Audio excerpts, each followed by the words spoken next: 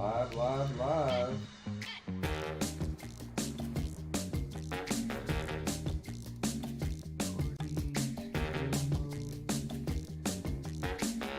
Three-bedroom, two-bath, 18.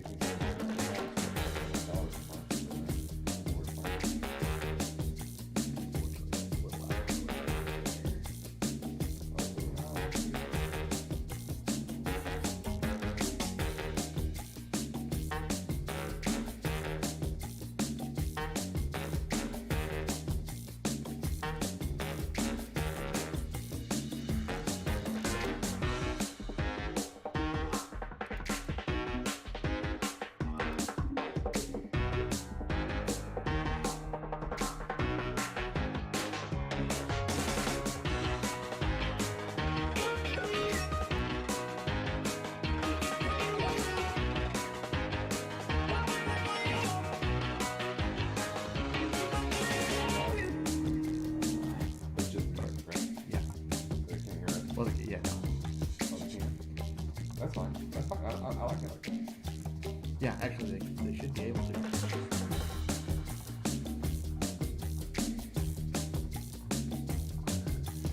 $14,000 people are having sex right now. 45,000 are kissing.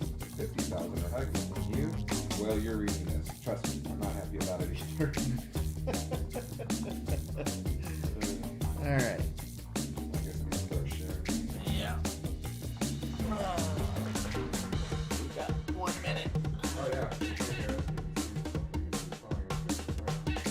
There's Larry Adams and Julie. Those are weird to me now, like Maybe they are, maybe they're not.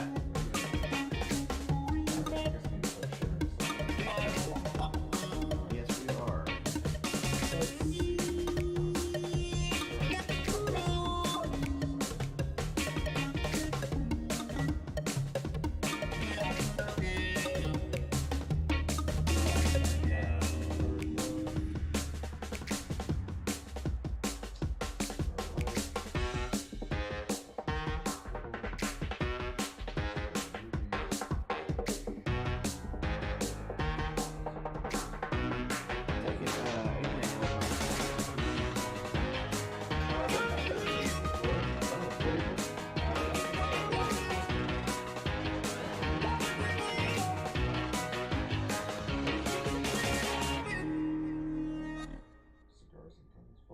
Cigar lovers worldwide. And Cigars, Wolfpack. Dude, we are live now. Oh, we're live. We're on. We are live. Give us just half a second here, guys. We are almost done doing those last minute things that we always have to do. You almost done? Wow, I can't believe you finished before me. There we go. Write a post, and I'm done. There, I posted it to my own page. All right, we're good. Awesome, we're good now. awesome. Well, it's just. I'm gonna have to cheat over here. It's just Larry and Julie. Is that all that's on right now? And me and you. Oh, someone else. Oh, somebody else joined. There we go. Welcome to everybody to Tales from the Lounge Cigar Company Spotlight. I'm Ron. And I'm Chris. And tonight we're going to hit La Aurora.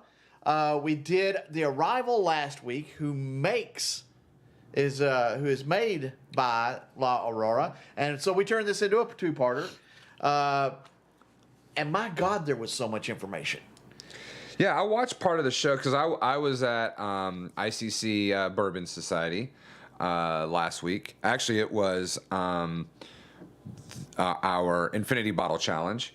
And so Joe was not able to defend his title, just like this lighter's not able to light my cigar. And we had a new winner. Winner, chicken dinner? New winner, chicken dinner. You need to fill it? Won $300. I didn't, but Chasen did. He had an excellent bottle. But anyway, but I did watch some of y'all's show last week with Brandon. I didn't watch the whole thing, but y'all had a lot of information. A lot of good stuff. We tried, you know. Let's see here.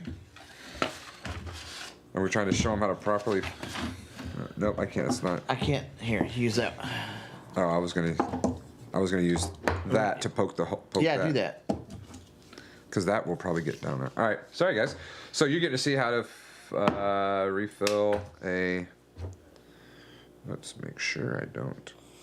And Don't drip it out. don't look into I used it. to have a. Will that fit in there? I got this. All right. Gotta make sure you bleed all the air out. Sorry, guys. Things are just kind of chaotic around here today. Oh. We are drinking something a little different tonight. Yes, It's a Spey River Scotch. I've never had it before. It's originally finished in white oak barrels and then in first run bourbon barrels. So It should be interesting. yeah, it's got a bourbon barrel finish. But join us here and let's get into it, and we will learn a little bit about La Aurora, the first Oh, we got a group of people now. Wow. the first cigar company in the Dominican Republic. Yes. Now hold on. Oh, you got.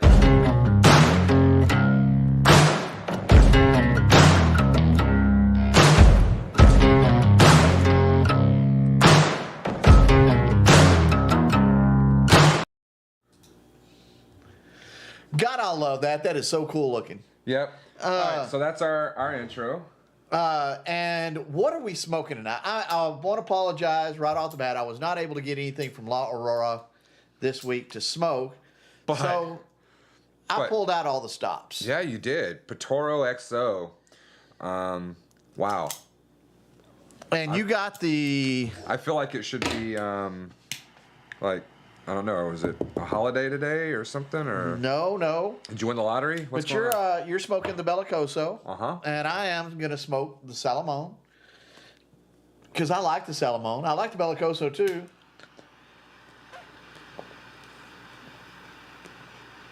So there are two cigars at the lounge that I've smoked and then immediately turned around and smoked the same cigar, and before I even got the first third through the second cigar, I went and bought a box.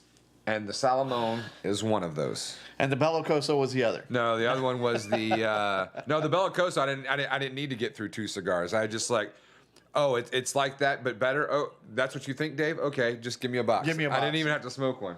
The other one is the Byron Vinciamos, my favorite one. Cool. So, anyway, so that's what we're smoking tonight. But we're gonna be talking about La Aurora.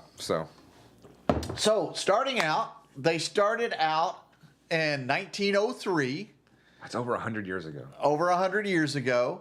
An 18-year-old Eduardo Leon Jimenez founded the company, That's pretty good. You did good job on the pronunciation. and Don Pedro Guzeremia, That's the best that I got. which is a province of Santiago in the Dominican Republic. I've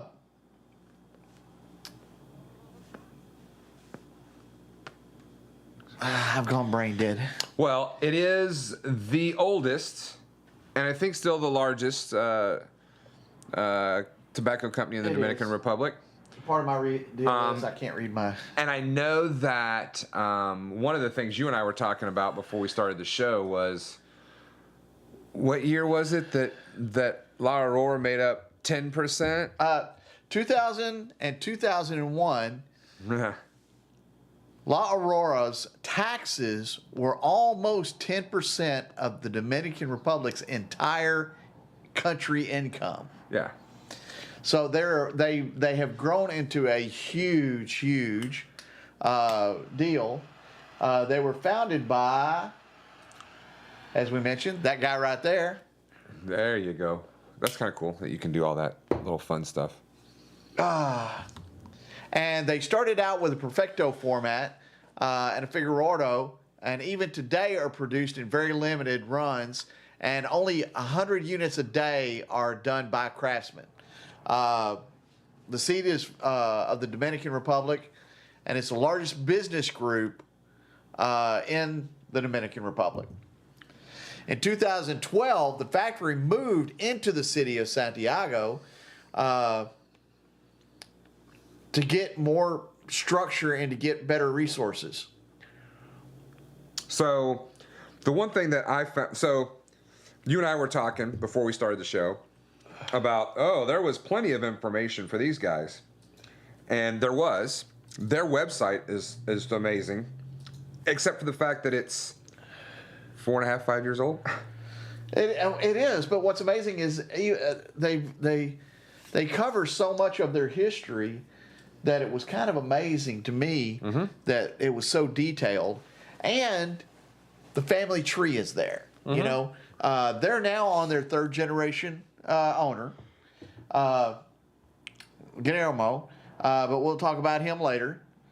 But as mentioned, they moved to the plant in 2012. In 2014 was the first time they actually put a band or a ring on a cigar.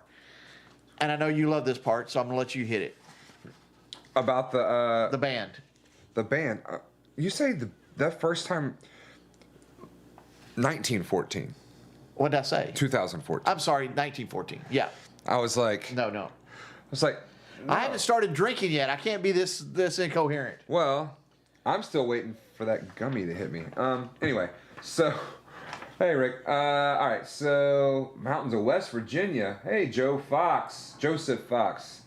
I don't know we've had anyone from West Virginia on before.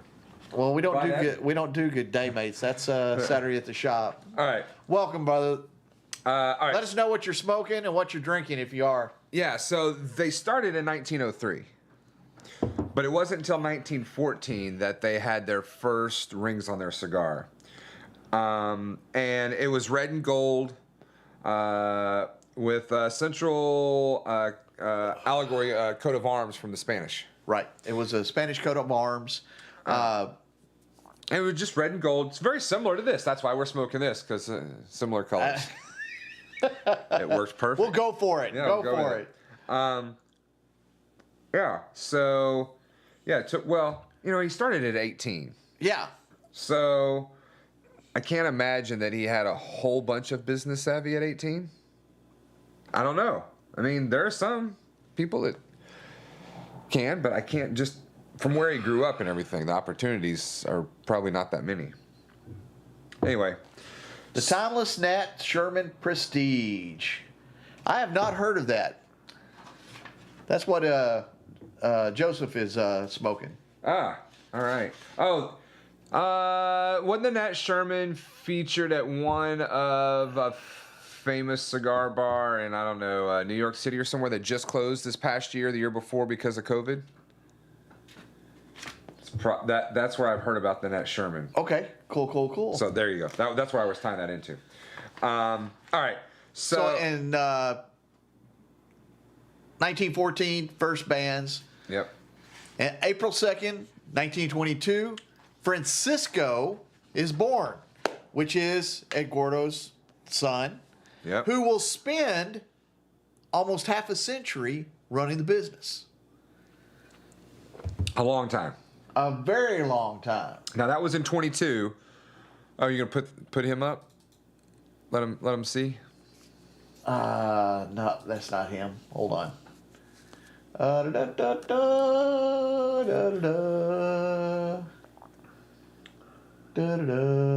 had one. So, 4 years later, in 1926, is when the next evolution of the cigar band for them comes about. That's when they have the picture of the lion lying down, right there in the center. So for the first time, it appeared on La Aurora rings, gold and a red background again. The lion being that true symbol of the brand and kind of the entire business group is what Yes. they talk about. So then 4 years later, 1930, they've got an extensive timeline. 1930. They went public. Yeah. Public shares. They offered public shares. They had 100,000 Gold pesos. Shares of capital from $100,000 of gold pesos. Yeah, they valued the company at $100,000. They gave out 100 golden peso. Yeah. 1,100 golden peso Yeah. certificates. Yep. I will do the math eventually. And in 37, Eduardo dies at age 52. And his brother, Jimeno, takes over and starts prepping the company for his son, Fernando. Yeah, didn't Fernando... I'm trying to think when he took over. But anyway, And there's the brother. there you He go. takes over, and Eduardo, he left 7 children from his marriage to Maria. And as mentioned, Fernando at 21 will take over in 1940. Yeah, so he takes over his presidency. Fernando turns his efforts into the cultivation of tobacco. So the 2 brothers that were part of the 7 children are really into it. World War II breaks out, or breaks into the business of La Aurora. Started its first export of cigars during World War II. But they had to stop just a little bit after they started, just because the seas were still not very secure. Right. They kept having problems with the ships because of the war getting sunk by the Nazis. So they stopped all export because the only way to export back then, economically, was with ships. Yeah. What are you giggling about? I'm sorry. Coulter says he was stuck at work, but he had to pop in and say hello to you great peoples. But when I first read it, I thought it said, "I'm stuck at work, but I had to poop, so I stopped in to say hi to you people." I'm like, "Oh, great! Thanks for telling us about your bowel movement habits. I appreciate that, Coulter." But then I realized, oh, he had to pop in and say hi, not he had to go poop or whatever. Anyway, so there you go. Sorry, off topic. So that was in 1940, and then you get to the 50s. It talks a little bit about a lot of the children kind of having to go the extra mile in order to overcome a lot of difficulties and barriers that they had. And there are the brothers that were running the business at the time. They had problems with the government. It was a dictatorship at the time, and they were just all kinds of different laws and different things that were being put into place and happening. But they did something very interesting in the Yeah. 50s. In 1957, it led them to the creation of a union of workers at the company. They signed the first collective bargaining agreement with the employees, and they did so because they wanted to ensure the workers that they were not going to replace them with machines. They wanted to keep the handmade tobacco going. And one thing that Fernando always talked about was when he was with his father in the fields and everything, he noticed how he treated the workers and how they were as much family as anybody else. And he wanted to treat his employees that way and let them know that their jobs were safe, and he wanted them to know that they had a place there. Yeah. Yep. And so that was in the late 50s when all that kind of went down. And then we get to the 60s, and Guillermo Yep, Guillermo's born. is born in Santiago. And he's also the current president of La Aurora. Now, And the third in the generation that's run the business. right. Now, I would say current president, that was as of at least 2017, beginning of 18. Right. Now, and in some of the other searches, I didn't see anything about them Right. moving him out. I haven't seen any news articles or anything, and usually you see a press release or something. based upon the type of research that we typically do. And in 61, Fernando promotes the growth of Dominican leaf for wrappers. That had not been done until then. And he did it in Sambana del Puerto, which is south of Santiago, halfway to the capital. Yep. They would have to discontinue it though a couple years later, only because they had really bad weather, and I'm gonna guess a hurricane. Yeah, but that still kind of built a foundation for the future, and kind of, I would say, a foreshadowing of things to come. Now, in 63, it talks about that the export of cigars to the world is resumed. So that was a long break. Yeah. That was from... When did they stop? Was that in the 40s? In the 30s. 30s, yeah. And 37. Yep. I say that. Anyway, so the year 1963 marks a milestone. Not only did they move their new headquarters to the outskirts of Santiago, but it's the date on which the export of cigars to the world is resumed. So their dream of being able to grow and be the largest company and best producer of cigars, that dream kind of starts taking shape again now that they can start exporting again.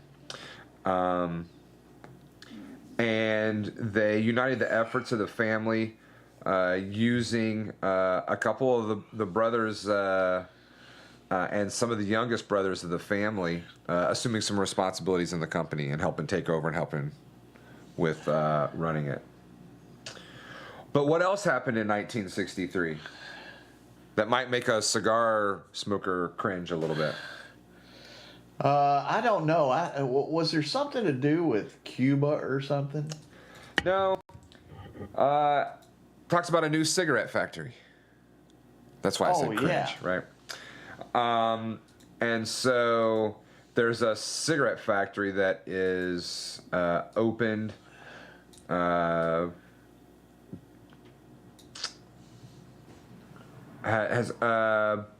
it was. I'm trying to figure out.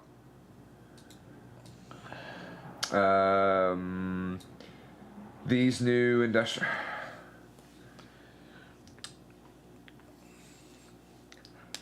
Yeah, so it talks about the cigarettes that they had. They had La Aurora cigarettes, still with the gold and red logo with the lion head.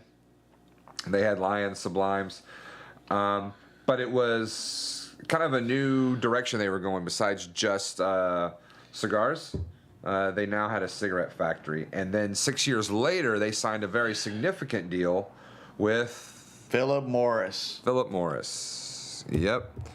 Usually they were making Marlboro. Yeah, and usually when we start talking about stuff like this, we've talked about a couple of companies like that, mergers or whatever tend to kill off companies. So, but that's not really what happened here, because of years and years of working with the tobacco. They're able to sign that agreement with Philip Morris for the exclusive right to manufacture and sell Marlboro cigarettes in the Dominican Republic.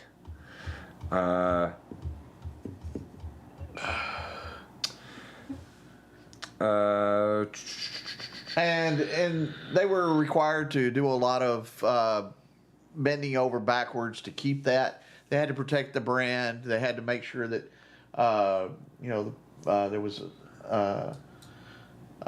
good publicity and that things were by spec and. And then they had to do certain things too.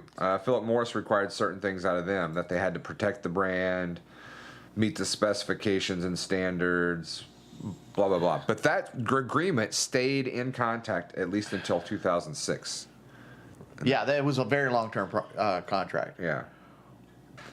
And now we're going to jump to 1983, where Gamero starts working in the Leon Jimenez Group. Now remember, the group is Bay of Pigs.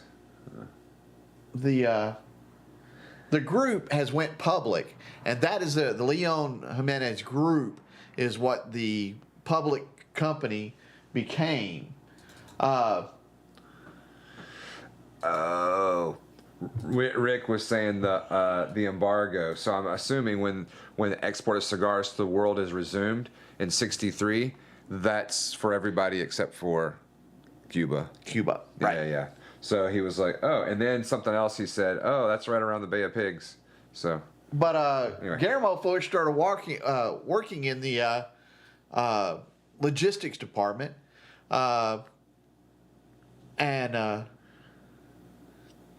his first professional steps into the cigar world were given to him in the summers when he used to work with the group. Didn't he like intern or something? Yeah. And again, he had great memories of working with his father in the fields, and the respect his dad had for the workers as well. It was a family thing. And then, and also in '83, they diversify into something else. They are now doing a brewery. A Bohemian Brewery. It's called the Bohemian Brewery, and they are making beer. Pilsner type, German. It said the German malt Lowenbrau. That's just. Yeah, they did it under the license of Heineken Beer. So they just diversify. So not only do they stick with cigars, they went to cigarettes, and now they got a brewery. Yep. And that's in '83. What happens in '86? Let's see. I don't have 86. I got 87. Well, '86, La Aurora and the president. It talks about the La Aurora president, because of his share of ownership in the beer business, became the leader in the country's beer market. So they had 3 country brands. Oh, La Aurora, President, and National. Oh, okay. And I didn't. Yeah. Since that has nothing to do with cigars, I left that out. Oh, that's why you left it out. Yeah, and in '87, It just amazes me how many different things that people get into while they're on their journey and their trip, or how many things they've done before. So, all right, sorry. No. In '87. In '87, they hold on here. Well, don't they go through like a They do a rebranding. rebrand? Yeah, there you go. And they rebrand things, and I've pulled up the labels over here next to Chris, and they kept the whole red and gold and the lion, and things were more geared in tribute to Eduardo. Yeah, the one who founded the company, right? And his brother. And his brother. Yep. So that was in '87. And things ran pretty darn smoothly. For about the next 10 years. Yeah, and then in 1997, They perfected a new leaf. It's a Dominican leaf, didn't they? Yeah. Yep. Dominican layer leaf under the direction of Guillermo. In addition to recovering the project that his father started in 1961, the idea is to get a layer of quality, well-aged, to launch an exceptional cigar on the market with a commemorative of 100 years of the company. So they're planning for 2003. So so 6 years before they're planning on doing this, because they need to age it, right? Right. They're Grow it, age it, ferment it, all that other neat age it, stuff. yep. So the La Aurora 100 Años, 100% Dominican tobacco, was launched, and they just incorporated it into their regular portfolio. Now we jump to 2000. Now we already mentioned that 2000 and 2001 that they were almost 10% of the entire their taxes was almost 10% of the entire Dominican Republic's tax revenue. But also in 2000, the Leon Jimenez Group diversified into other sectors such as banking, publishing, and are even now major roles in Dominican art, culture, sports promotion, and sponsorship. Yeah. So that was, we say 2000, but that was 22 years ago. So who knows how much more that has continued to grow, and how much they've expanded out. Ron, am I going to be the best man? I don't know what you're talking about, Larry. No idea. Then in 2003, Series 1903, the La Aurora 100 Years, gets released. Let's see. They called a super premium cigar. Yeah. And it was a Figueroa again. Back to that original. That should show up right here. Right there. Yep. Here in just a second. Check it out, right there. Or wherever it is. There it was. It was right there. It was right there, Now but it's there gone. it is. Oh. Right there. Right there. There we go. There we go. All right. I'm sorry, guys. I'm behind on my prep work this week. But part of the deal was there was so much information. Hanging around, so. Yeah, there was so much information about their history that it was just kind of crazy trying to get everything. And I didn't want to really leave too much out, and that was the part of the problem. No, because one of the things I find interesting about all the companies that we do, I was like, where'd my band go? Is that just their journey and the things they overcome, or how diversified they get, like La Aurora does, and their family. It's just interesting seeing the tracks, and I don't think people would 100% appreciate the full journey without knowing a lot of those details, because you can't enjoy a book if you only read the middle. You got to see the beginning and the end. That's right. So I don't know where that just came from, but 2005. What happened in 2005? so in 2005 they won the award for the best Dominican cigar of 2004. So at the beginning of 2005 they won the previous year's award. Yep. Right. Best Dominican cigar in the world. Yeah, Cigar Aficionado magazine. So I wonder if they had to pay for that award. well, it was in 2000, so I'm sure they probably did. Oh. And then 2 years later, they talk about returning to their origins. They move operations back to Guazaramol, or whatever it is, which is now considered a free zone. And I have no clue what that means. It's a free zone of Tamboril, so I think that I wonder if it's kind of like a demilitarized zone. I don't think it's. I think the free zone allows them to do certain types of business. So it's regulation free. It's a free zone. Hey, If anybody knows, let us know. sounded good to me. And in 2009, bad news. Fernando passes away. 87 though. 87. He made a good run Didn't at his it. brother make it to 52 or something like Yeah, that? his brother Yeah. and his dad was only lived to 52. Died of heart failure. Probably having to pick all the tobacco leaves. When he was 18. Yeah. 2010, the La Aurora 107 series. right? Because now they've been It's a stronger 107. blend. Yep. And it was adapted because smokers were wanting something a little stronger. So they came out with the 107. And in 2011, 1 year later. La Aurora splits from Leon Jimenez Group, and they put all of the tobacco manufacturing under one group, and actually bought themselves out from under the Leon Jimenez Group, and they were on their own again. Yeah, because and that's kind of significant. They make a big deal about it because they started on their own, and then they diversified and kind of became part of this big group, and now they split off from the main big group and now are its own So the group. Leon Jimenez group is still in the banking and sports sponsorship and all that other stuff, but La Aurora is sitting out there on its own, Right. doing the tobacco So instead stuff. of me and you being under one umbrella, I would have my own and you would have your own. That's right. Right? So they're on their own. All right, I'm sure they probably understood that. They didn't need that extra explanation, but I liked giving it. You offered it anyway. In 2013, though, they had their 110th anniversary, and to celebrate that, they launched the La Aurora Rum.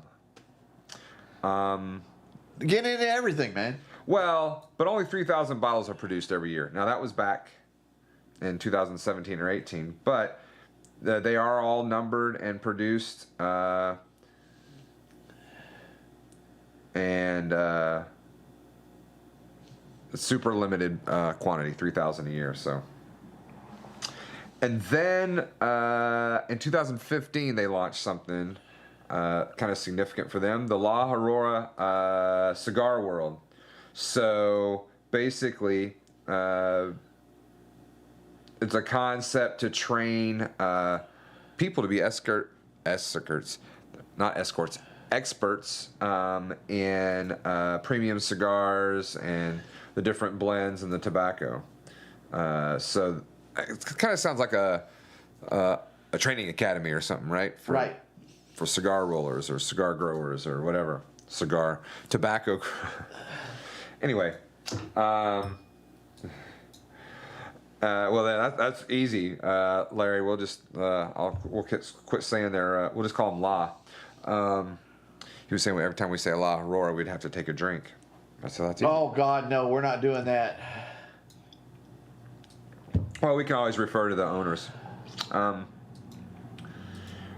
Then, in 2016, after 113 years of history, they had, this was back in, 16, they had 1,100 workers, and they were in 67 different markets worldwide in 2016. So, I mean, that's pretty good. 67 markets. I've been to about 67 different countries, so that's pretty significant. And then in 2017, history repeats itself. What happens? They sign an agreement with Philip Morris. So they would again help produce cigarettes. But that was 5 years ago now. But one of the things, besides the timeline and their journey and their family history, which again, their website has all this stuff that we've reading from you, we've basically read from the website or copied the notes from the website that you could go do, but we went and did it for you. So they do have a good website. My only kicker is it's a little bit outdated. It's about 4 years old. But one of the things that I did. But you know what? We've come across much worse. Yeah, we have much worse, right? And less information. One of the things that they had on their website was a little Cigar 101. And so in their Cigar little 101, they talk about how to pick a cigar, the importance of the cigar wrapper, how to smoke a cigar with six quick, easy steps, identifying the notes of a cigar, and then common cigar mistakes to avoid.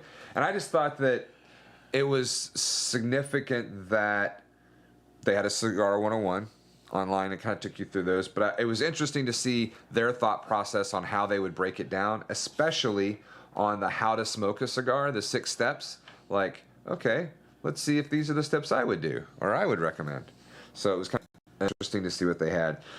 Now, what they say about picking a cigar obviously is very dependent on your own preference. But also you have to take into account the cigar's body. Yep. The shape, the size. I mean, kind of what you normally do when you're looking for a mate. You pick out the body, the shape, the size. I mean, it all kind of the same thing. You could go from a fuller bodied cigar to a lighter or more mild. So a hot tempered lady or a soft spoken lady, however you see that. That librarian who's got the dungeon in her basement. Yeah, right. Because the cigar's body determines its flavor, and you'll more likely need to try a few before you're really going to know what you like. So they just take a very general approach to how to pick a cigar. Choose a size and shape best about how long you're going to smoke a cigar. Now, that can be misleading. That is very true. You want to spend a long time, normally it's going to be a little bit larger cigar. If you want a short time, a little bit smaller cigar. But one of the bandoleros, it's the Acidosos or something like that. But it's a bandolero. It's 100% Peruvian tobacco. It's a little Corona, and you would think 30 minutes. And with Elliot, 5 minutes, right? But that cigar, even though it's a tiny, smaller ring gauge, I think it's a 44, 42 ring gauge, smokes an hour and a half, if not 2. Well, think of the principal bobble. Such a slow The burn. bobble is only about this big, and it's a good hour and a half smoke, easy. Yeah. So, but I agree with what they have to say about picking a cigar. Now they do talk about the importance of a cigar wrapper. Yep. Maybe the bottle. Oh, and not only is it the first part of the cigar that you see and assess, but it really kind of helps finish off to make sure it's a well-balanced blend. And they talk about how they pick the wrapper, being a very large and imperfection-free leaf that they use, because obviously it's going to be the same thing you see on your wrapper. It's going to be the first thing you see, and you want a good impression. But what I really liked was how to smoke a cigar. There are 6 steps. So their first one is cut your cigar. Okay. I can agree with that, right? And they talk about making sure you have a sharp cutter, don't cut too much of the cap off. And don't cut your finger off, Dave. Yeah, don't cut your finger off. So, there's a couple different ways you can cut it. Step 2, after you've cut it, toast it. I was like, okay, I'm good with that. Okay. And they talk about very slowly rotate that cigar over your lighter without the flame actually touching it. You don't have to be you don't have to be right up on it and trying to touch it. Just up out of the reach of the flame, it will jump up there and still get there. You don't have to be in the flame. You can be away from the flame and it still gets my cigar. See, look at that. See the smoke? I'm not even in the flame. So, don't be in the flame. So they talk about toasting it. Then step 3 I found curious, but it kind of makes sense. Inhale. Blow out first. Blow out first. So they say that, he said, before you puff in, gently blow out that old smoke that you have in there at the foot from when you just toasted it. Okay. Right? Just to make sure that first one is the most enjoyable experience possible.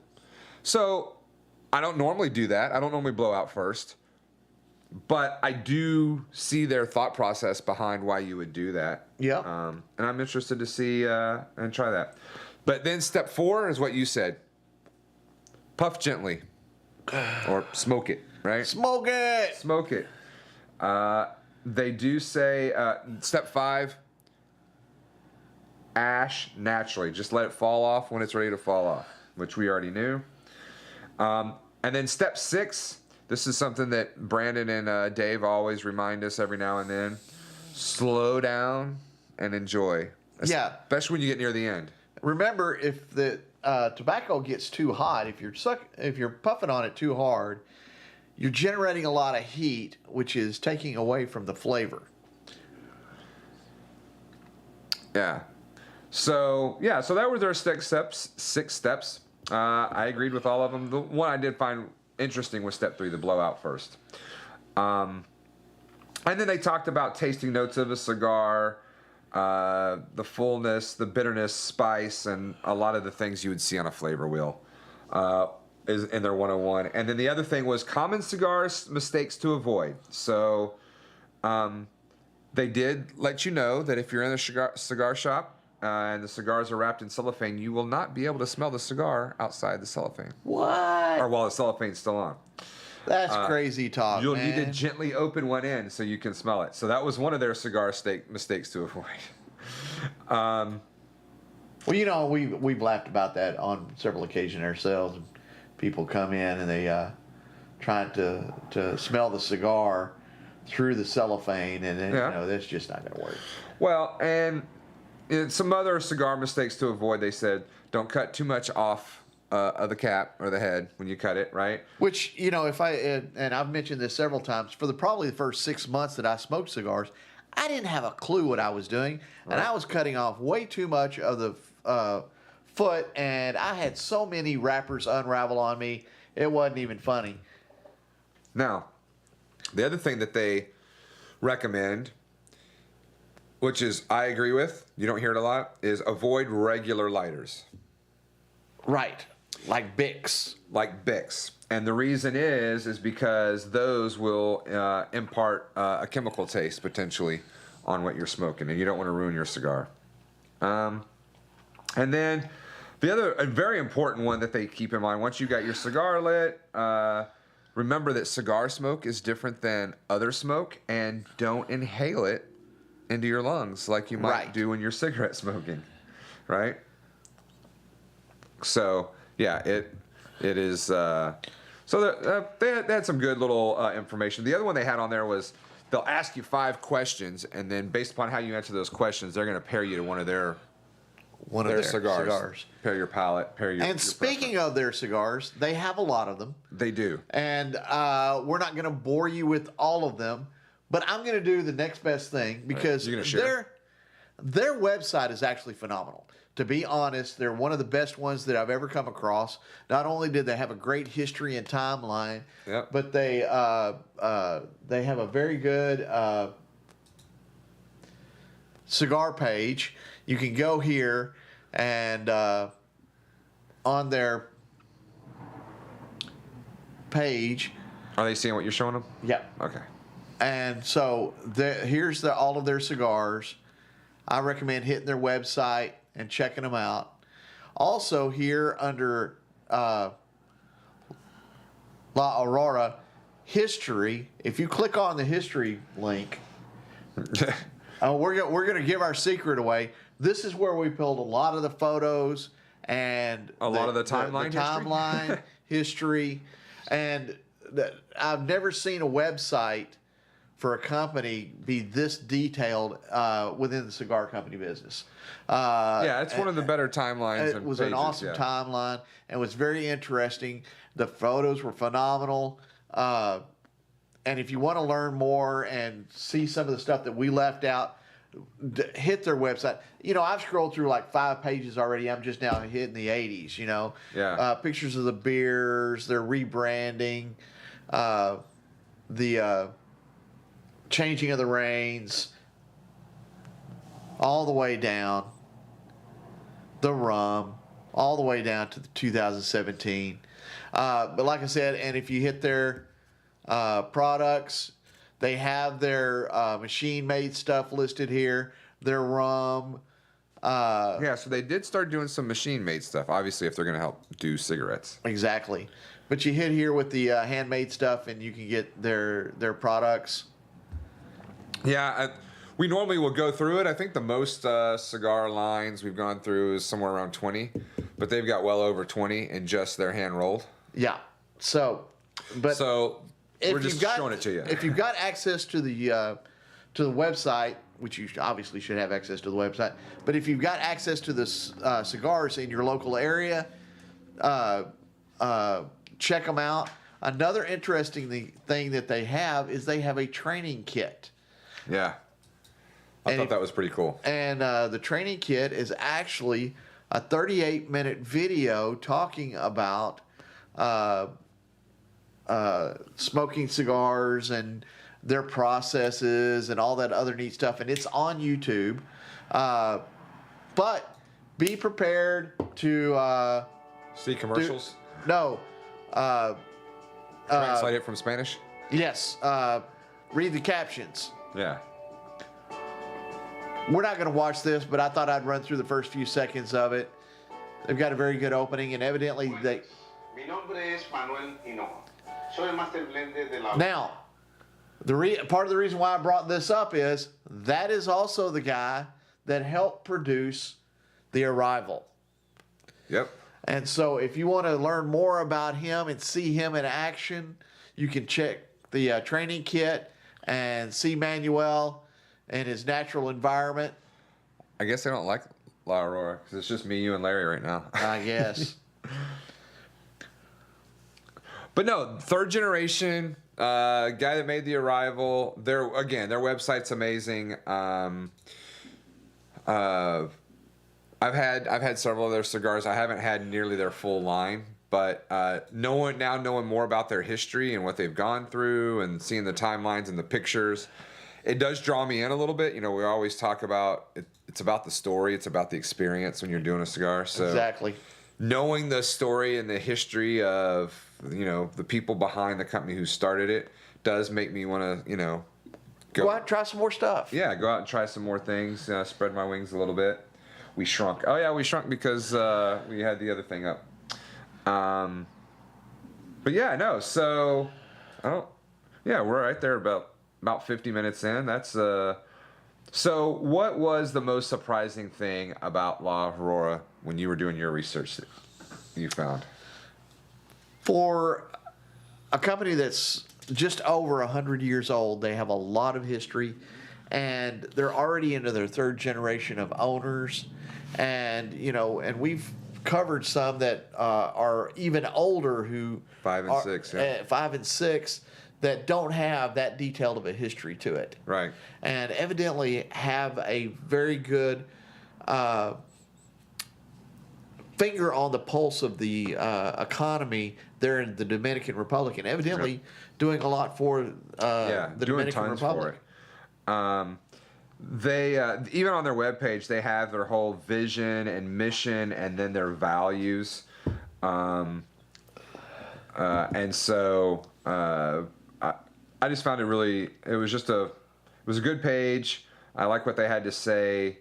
You know, they talk about their culture there at La Aurora, and it's based upon following a couple of principles, and they list about 10 or 15 different principles. And it's all good stuff. I mean, it's all a little bit of the same stuff you would see on any major company thing, but you also have to remember that the Jimenez group, before it split, they split the cigars off of it, were into banking and all these other industries, which they needed to address at the same time. It just wasn't cigars. Yep. So, yeah, good rich history, strong family. Yeah, and so. And I want to apologize for this show. What is that? Well, this is really the first cigar company spotlight we've done in a while. In a couple months, yeah. And, you know, we've had a lot of special guests. We've done a lot of other stuff. And I wasn't quite as prepared as I really wanted to be for this one. And I hope to get back into the swing of things. That's funny you mention that, because as I was doing my research today, I was like, it just felt a little Chunky. It did. It felt a little just doing clunky. the research. Yeah, clunky. It felt just a little chunky and clunky. Yeah. And, you know, and part of the deal is we've gone to a new format with the... and then I was thinking... Which requires a lot more prep time on my part. But, you know, we want to bring something quality to you guys and do something that's fun. Also, answer me a question. How's the sound this week? I got a new audio cable for the mic because we were popping last week, and I believe that had to do with a bad cable. But I haven't heard anybody complain about the popping this week. So hopefully we got that fixed. But we're going to get back into the swing of things. We're going to start doing more prep work on the videos and the format. And yeah, when he said more prep work, I was like, I'm not doing more research. I don't know what you're talking about. But yeah, prep work. Yeah. So the slides and stuff when we do our segments and stuff. And we may change. You know, our initial deal was you would bring some stuff, I would bring some stuff. We may start breaking this up, and you know, you'll provide certain things, I'll provide certain things, and then I will do my stuff over here, and then that way we're not So double doing research. Right. I'll provide the value, and you can be the comedic comedy relief. Comedy relief. I'll be your sidekick. Is that what I am now? Something like that. Larry says the sound is freaking perfection. So Okay, good. Well, I want to thank everybody for showing up tonight. Who showed up? I know we're back up to 6 viewers. I don't know what happened. Yeah, they like the beginning and they like the end. They don't care so much for the middle. They don't care about the middle. You know. Maybe they wanted to see. You were headed to a sexual joke, wasn't you? No, I was. Being the bitch in the middle? No, I was just talking. I'll tell you after the show. I don't need it to be a part of the public record. Okay. Oh, that's my parents trying to call me. See there, I'm already in trouble. We knew that. I called them earlier and they weren't home, so I didn't leave a message. So they were calling me. My mom was probably at a women's Baylor basketball game. So my mom's in her. What is she? She's in her 70s, and is that mom that goes with a green wig and war paint on her face to the college women's basketball games. So she's not like Mimi out of Drew Carey, is she? No, not that bad. Okay, no. Okay, good. Not that. No, her war paint is very appropriate. You know, little bear paw prints, or not crazy clown. Okay. No. Well, are you ready for shameless plugs? Oh yeah. So do you have that queued up the right way? Or I have that queued up the right way. Let's do some shameless plugs. Starting off with Distretto. Everybody pray for Distretto. The whole Distretto family has got COVID this week. But I'm still drinking coffee, so everything's good. But hopefully they'll be up soon. Palmetto State Armory. Good news. John back to work this past Monday, 2 days ago. Good. Still have a little bit of pain, but working through that with some pain meds that he's been given. But back at work and doing good. So good for him. All your Yelly Belly chocolates. Oh, yep. And she's got some great classes out there, but definitely her chocolates and some of her pairing classes are awesome. ICC, we can't mention them enough. That's our home lounge. We caught up. We're caught up, yeah. Inner Soul Images, Busy Bee. If you need video photography or a DJ, hit up Busy. We had him on the show not too long ago. He is awesome. I saw him yesterday, and he's doing good. Needs some work. Go local. Again, there's Busy. There's Brandon from ICC. If you need any branding or marketing done, check them out. They are great. Yep, terrific group there. Cigars and Guns. Where's Adrian? Yeah, he didn't do his lead and leaf. I think he's still coming back from SHOT Show. So they had a good one there. If you like guns and cigars, hit them up. All platforms. Air Rescue. Aaron with any of your heating or cooling needs, right now. But you do need to start prepping to get ready for the spring and the summer. So that's right. Have them service your stuff. And Pick Automotive. If you need your car worked on, Cam will come out to your house and fix it in your driveway if you want. He's been to my driveway before. Say thank you. If you need a gift basket for your company or other projects, say thank you. Yeah, terrific. They do terrific stuff. And then, Lone Elm. Last but not least, Lone Elm. Our friend Amy Porter at Lone Elm. Is she back yet? I know she was overseas for a trip, but I don't know if she's back or not yet. And then that was it. I was trying to think, I know Larry always wants us to talk about Crush Taco and Hutchins Barbecue and Wolf Burger. Bring all them up. Larry said the amount of viewers would go up if we had Brandon giving away Gurkhas. No. Maybe if he had to smoke one, the viewership would go up. But next week, we will be giving away a couple of T-shirts. Oh, okay. So there are T-shirts as long as you're not a triple extra large. Who are we covering next week, or who's our guest, or what are we doing next week? We haven't decided yet, but we will decide that. So that'll be on the next couple of days. 33rd? No, that'll be on the 2nd, February 2nd. Yeah. Yep. February 2nd. Yeah. So thank you for watching. Looking forward to seeing you next week. We're almost a full month into the new year. Yes, we are. I mean, couple days away. A couple of days away, and we'll be in February. Oh, you know what's significant about today? And you'll be the first ones to hear it. Whitney doesn't even know it, but I'll do it just for you because you were asking stupid questions earlier, Larry. That's what he was asking the best man thing for since I met her parents last weekend. Right. It wasn't a big deal. I met him for like 5 minutes. I thought you were having lunch with them. Well, we were going to have lunch, and then her dad had to go do something, and so we moved lunch back and then ended up getting wrapped up in other things. So I actually did meet her parents, but I met her parents like for 5 or 10 minutes when she had to go over and borrow something. She's like, hey, I got to go get this. You coming with? You going to meet the parents? I was like, okay, sure. So I went over there. But no, nice people, good. Everything's good. Of course, now my sister saw my post, and now she's like, oh, who gets to meet Whitney first? Mom and Dad or your little sister and her husband? I was like, all right, well. I haven't even seen her yet. Well, so. that's your fault because we've been in the lounge twice. So there you go. Oh, so that's what I was saying. What's significant about today? Today is 3 months. So. All right. Well, thanks everybody for showing up. We will see you next week, and hopefully we'll be more entertaining than we were this week and a little more on topic. Have a great week. Have fun. Be good. This was pretty good. Not bad.